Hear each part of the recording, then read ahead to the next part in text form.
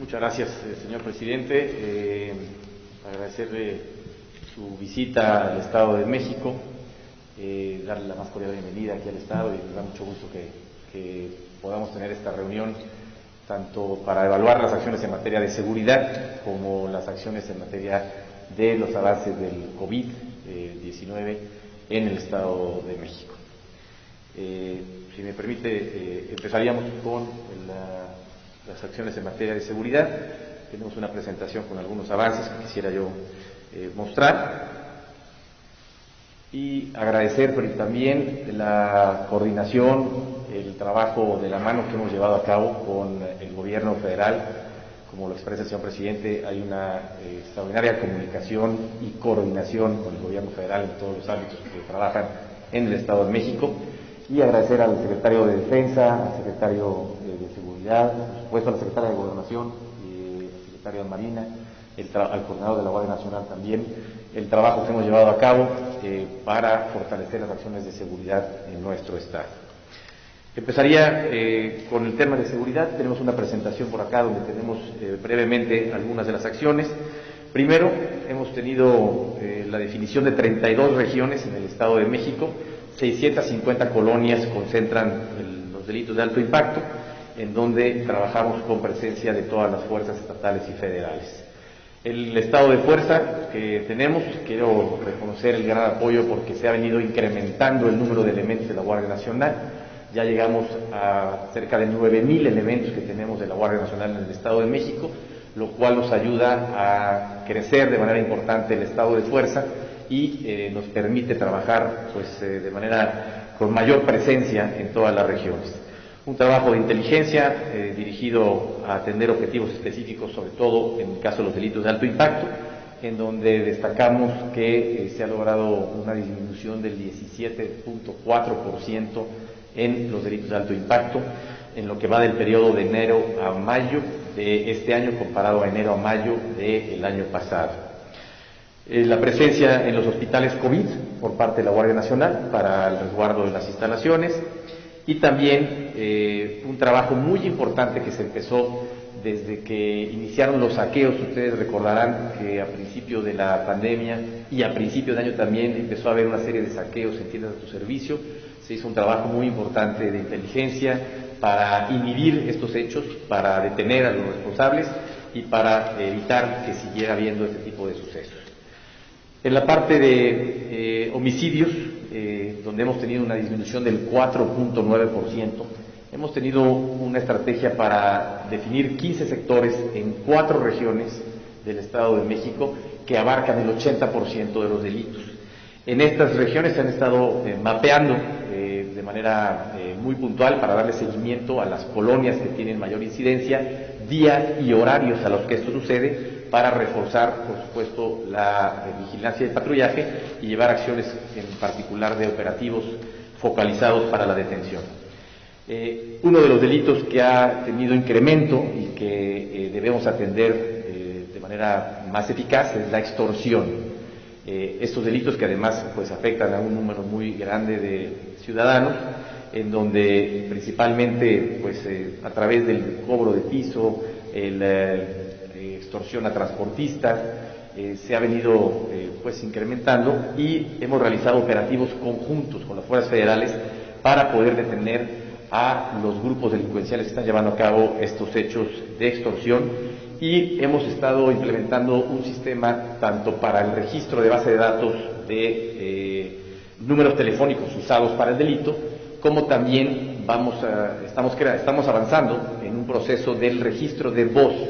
de las personas privadas de la libertad que están en el Estado de México, para poder tener identificadas esas voces, debido a que la mayoría de estos delitos de extorsión se cometen en los centros penitenciarios. Tenemos un avance del 54% en este registro, y por supuesto todo un tema de fortalecer las acciones para que no se lleven a cabo ya estas acciones dentro de los penales que se encuentran en el Estado de México. Regreso al tema de los saqueos, en donde hemos tenido 71 convocatorias y se ha logrado inhibir al 66, es decir, 93% de estos saqueos se han logrado inhibir gracias a un monitoreo de redes sociales, a un trabajo de inteligencia a través de las redes y un monitoreo permanente de más de 900 establecimientos a tu servicio a través de nuestro centro de mando, el C5. Yo hasta aquí mencionaría en la parte de seguridad y pasaría a la siguiente fase, que es el avance del COVID-19 en el Estado de México. Quisiera empezar haciendo una remembranza de las acciones que se han venido haciendo, porque es importante que tengamos conciencia de que esas acciones que se han venido haciendo nos han ayudado a evitar que la pandemia sea mayor y que la afectación tanto de contagios como de hospitalizados sea mayor de lo que originalmente se había estimado o previsto en el caso del Estado de México. Primero, con un seguimiento muy puntual a través de 284 brigadas de muestreo para identificar a quienes hubieran tenido algún contagio, para darle seguimiento a los casos y síntomas y también para monitorear los contactos que estas personas hayan tenido, y esto de manera muy temprana nos permitió estar identificando oportunamente los casos. Segundo, un esquema de filtro, de tamizaje que le hemos llamado nosotros, con 70 unidades móviles instaladas afuera de los hospitales, para que quienes tuvieran algún síntoma llegaran a la unidad móvil y ahí pudieran ser atendidos y definir si era necesario hospitalizarse o si podían atenderse y mantenerse en sus domicilios dando un monitoreo. ¿Por qué la importancia? Porque con estos filtros evitamos que alguien que quizás no estuviera contagiado y nada más fuera una enfermedad respiratoria distinta, pudiera contagiarse al entrar al hospital. O si entrara alguien contagiado, pues contagiar a más gente dentro de los hospitales. Estos filtros nos han servido de manera importante. Y también un esfuerzo de apoyar mucho a los grupos vulnerables, en especial, por ejemplo, adultos mayores, personas que tienen diabetes o hipertensión. Se ha estado repartiendo de manera permanente las medicinas que requieren en sus hogares para evitar que ellos se trasladen a los centros de salud. Tenemos 54 hospitales COVID en el Estado de México distribuidos de esta forma, que están atendiendo la pandemia de manera particular a través de 27 del ICEN, el IMSS, ICEMIN, ISSSTE, la Secretaría de la Defensa, que ha ampliado también sus instalaciones para tener capacidad para atender enfermos, y el Hospital de Alta Especialidad de Iztapaluca. Más de 1,310 camas nuevas que se han instalado y un hospital inflable en Ecatepec. Contratación de 418 médicos, 990 enfermeras que nos han permitido darle una mayor atención a las personas que han necesitado apoyo durante esta pandemia, así como, por supuesto, el equipamiento de los mismos. Y dentro de este esquema de preparación hay 5 instalaciones que se han adaptado para poder tener la disponibilidad si fuera necesario. Hoy en día no se han requerido utilizar porque la capacidad hospitalaria que tenemos ha sido suficiente e incluso va en disminución esa ocupación hospitalaria. Un poco más adelante hablaré de ello, pero hay 5 espacios en donde tenemos 750 camas, que es el Centro de Convenciones de Toluca, Ciudad Bicentenario en Nezahualcóyotl, aquí el Centro Cultural de Texcoco, el Auditorio de Tonanitla y el CRIT de Tlanepantla, que están listos para poder atender y ampliar la capacidad hospitalaria si fuera necesario. Los escenarios, y esto es algo muy importante y lo comentábamos hace un momento con el señor presidente en la reunión.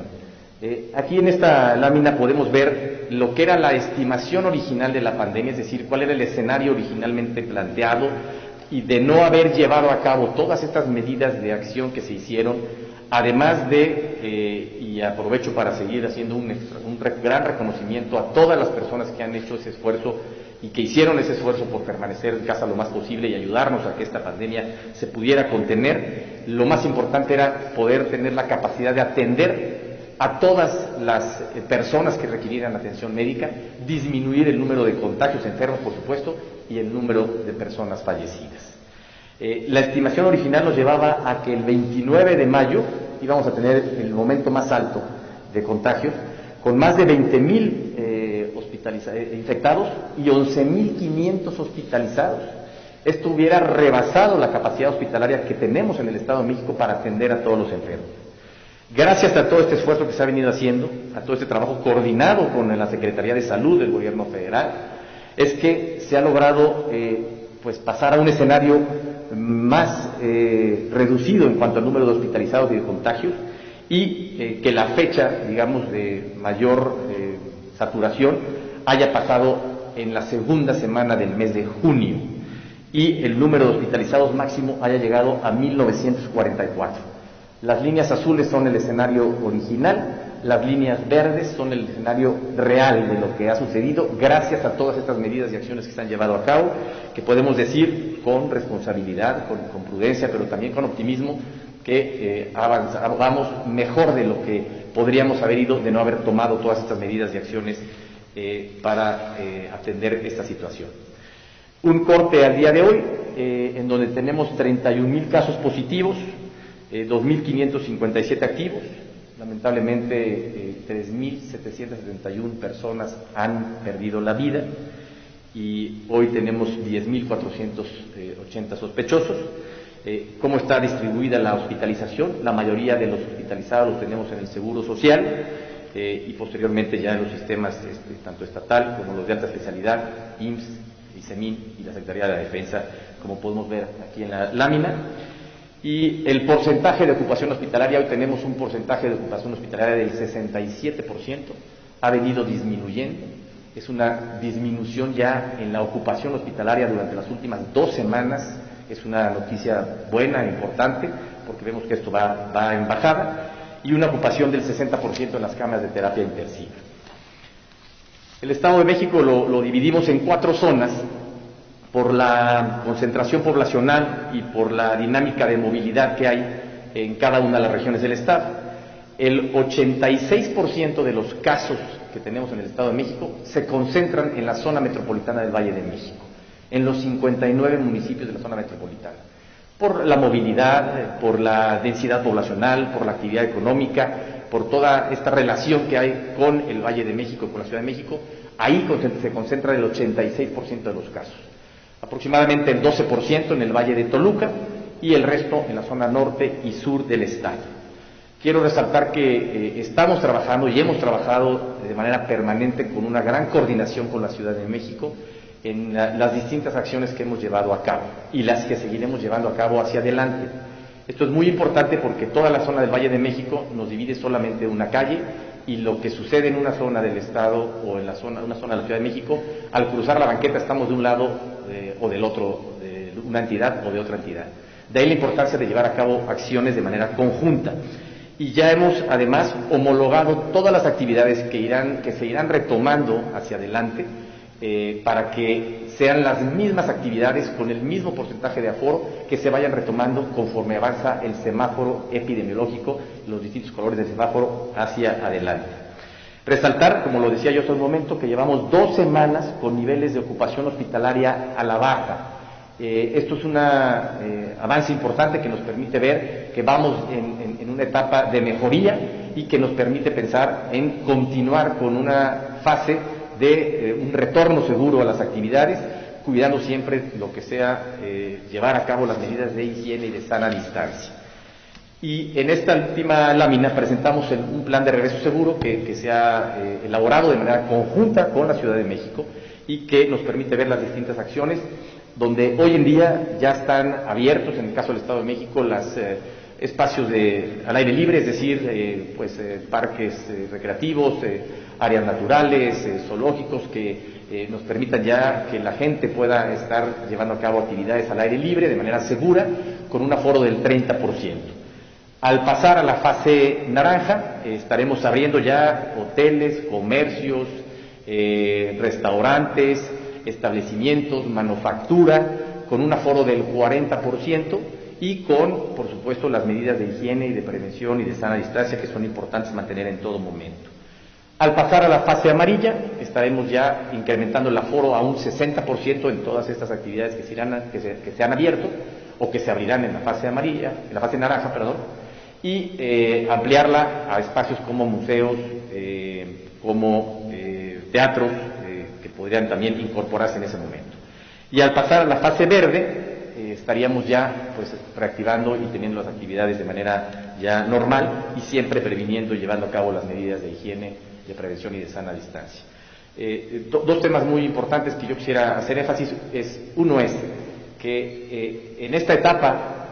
que sigue hacia adelante es muy importante que hagamos conciencia de que cada quien debe ser muy responsable de hacer el mayor esfuerzo por cuidarse a sí mismo, con temas tan pues importantes como lo es el tener las medidas de sana distancia y el uso del cubrebocas para poder pues disminuir el ritmo de contagios o disminuir la exposición al contagio, y que este regreso seguro sea ordenado, sea pues por etapas, sea planeado y con una gran responsabilidad para que podamos ir avanzando en esta etapa de retorno a las actividades, en donde además se han incorporado más actividades a la fase naranja, pensando en la economía familiar, en donde debemos de pues darle oportunidad a que se reactiven estas acciones y pues retomar el esfuerzo y el apoyo al crecimiento de la economía familiar. Yo lo dejaría hasta aquí por el momento, agradeciendo nuevamente al señor presidente su presencia en el Estado de México y la gran coordinación y trabajo conjunto que hemos venido llevando a cabo con el Gobierno de México. Muchísimas gracias. Gracias, señor presidente.